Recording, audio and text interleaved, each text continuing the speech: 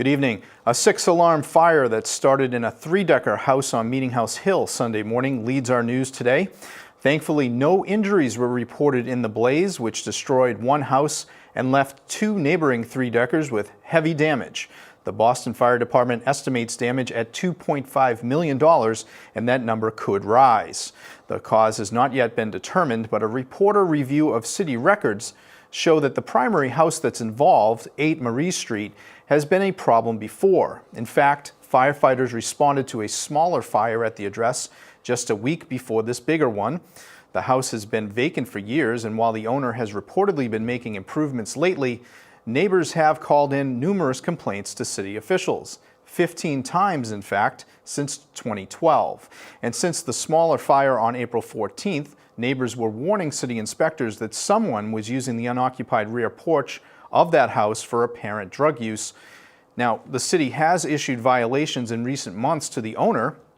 One of those violations called it, quote, an unsafe structure with porches in complete disrepair.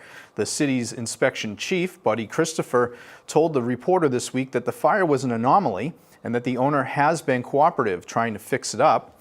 Still, the case highlights the risk presented by long vacant properties, especially on tightly packed streets like the ones on Meetinghouse Hill. Just a short walk away, next to Ronan Park, there's another 3-decker at 97 Mount Ida Road. It continues to stand as a stark example of this kind of problem. This building was condemned in 2003 and was left heavily damaged by a fire in 2011. But the blighted structure remains standing, this despite efforts by city officials to get the owner to repair or demolish it. This standoff has been going on for years in the courts mainly, with lawyers representing the city of Boston unable to get the owner, James Dickey, to budge. They'll be back in court next week to give it another shot. Meanwhile, the cause of Sunday's fire remains under investigation. A group of community leaders are calling for more information to come out regarding the forced resignation of Dr. Keith Motley. The longtime chancellor of UMass Boston announced his plans to step down at the end of the semester. He made that announcement earlier this month, and he'll be replaced by Barry Mills, who was brought in March to serve as his second in command. Now, there's been a backlash to that shakeup on the Dorchester campus.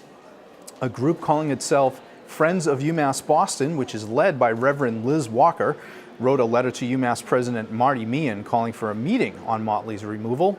Dr. Motley, for his part, addressed the student government on campus last week. He thanked them for their support, and some students there, by the way, have filed a resolution calling on him to reverse his decision to resign.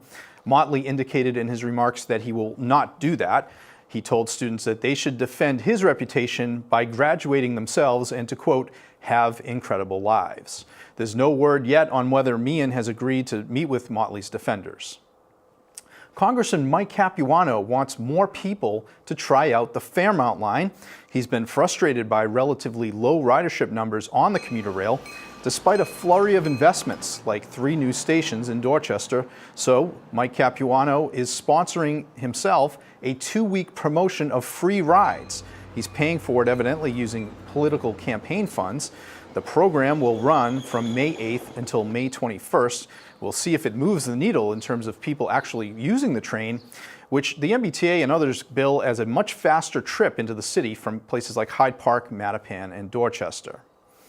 Well, a Dorchester man was arrested last week for the brazen murder of a 21-year-old man after an apparent road rage incident near Adams Corner.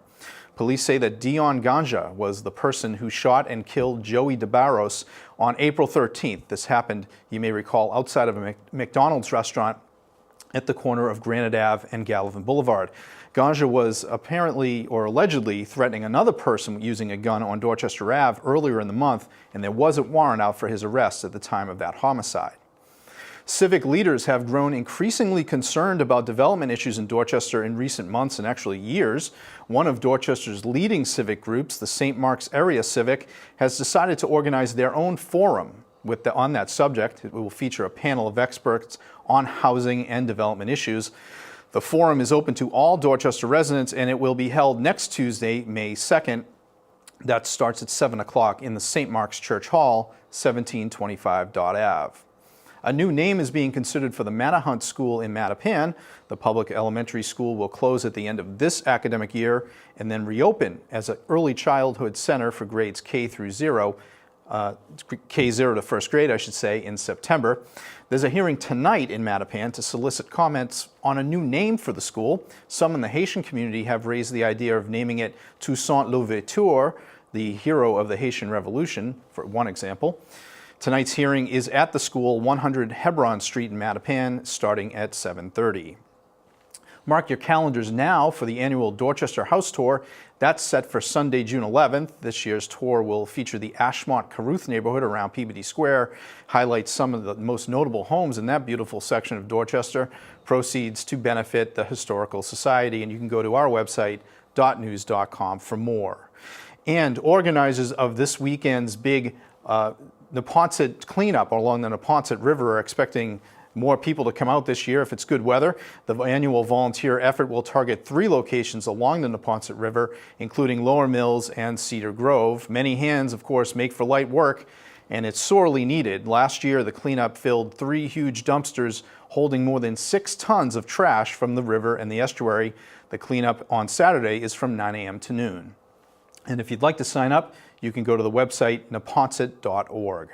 That's the news tonight from Dorchester. I'm Bill Forry. Back to you, Chris. Bill, I want to come back to those distressed properties that you specified on Meetinghouse Hill, and they're not the only ones in the city. It sounds like you got a problem here that's bigger than just the Inspectional Services Department. Yeah, it's a heavy workload for any of the individual city departments, and the Menino administration started up a task force really called the Problem Property Task Force in the later years of his tenure to really target and try to pick off homes that were generating quality of life problems around for the individual neighborhoods. In this case and in others that we've been writing about lately, it's proving to be a very difficult task for City Hall to crack down. They're aware of the problems. They're oftentimes bringing these landlords to court, and the court system is it's a slow grind. The example I raised in my report about Mount Ida Road, there's a property there that's literally, it's empty, it's a shell of its former self because it was a fire that happened in 2011, so 6 years ago. And it's very difficult for neighbors to understand why this is still standing or it hasn't been fixed. And it's because if you have a recalcitrant owner or a landlord who's derelict, it can be, and they want to fight, then the city has very limited options. And this is not like the bad old days in the 1970s. We're talking about buildings, or at least properties, where you could easily have people trying to buy and rent and invest. Yeah, in this market, you would think this would be a problem that's in decline, but in fact, obviously, Sunday's incident is a reminder of how just one bad property can devastate the surrounding homes, obviously, and be very disruptive for the community. It was a big fire, and very fortunate that nobody, either any occupants or any firefighters, were injured. Speaking of development around Dorchester Avenue, some of the most dramatic changes we have seen have been around Ashmont Station. Just the scale of things, I wouldn't have imagined this 20 years ago. Right. Are people a bit worried about that? Yeah, I think people are. I mean, there's a range of opinion, obviously. There are people who are very excited about this boom and want it to grow. They want more density and less parking and more bike reliance and MBTA transit options. Obviously, a lot of this is being clustered around transit.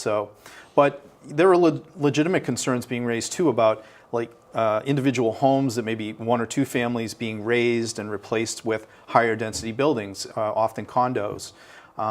And so there's a balance that needs to be struck, obviously, in these kind of tightly knit neighborhoods. And this forum that St. Mark's Civic has arranged for next Tuesday will be a very interesting place to hear that variety of opinion and also hear from some leading experts in that field. Thank you very much. You're welcome. Bill Forry from the Dorchester Reporter.